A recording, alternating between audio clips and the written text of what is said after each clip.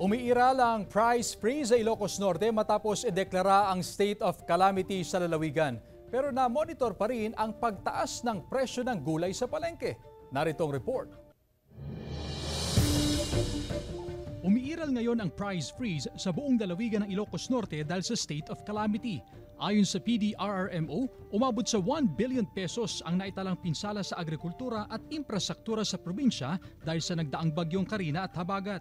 Kaya ayon sa DTI, walang paggalaw sa presyo ng basic commodities gaya ng bigas, mantika, itlog, asukal, asin, mga delata, tinapay at sabon, maging isda, karne at gulay.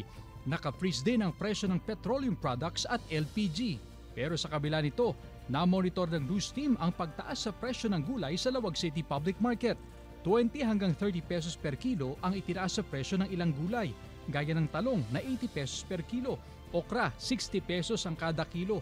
Tumaas din ang presyo ng sili at kamatis na nasa 150 pesos ang kada kilo.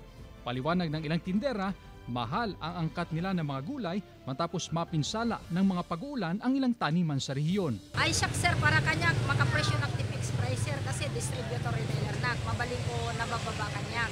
Kat na diya dadong mga road sir. Siyempre nangin na kadakwa na kasi angkatan kada kami. Kaya raw ang ilang mamimili, walang magawa kung hindi bawasan ang binibiling gulay. Wala akong masasabi kasi mahal na talaga, tumaas lahat ng presyo, gulay o isda, lahat tumaas lahat.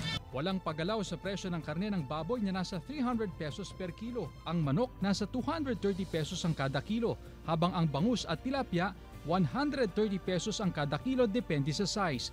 Sabi naman ng DTI, magmomonitor sila sa mga palengke para masigurong nasusunod ang itinakdang price freeze.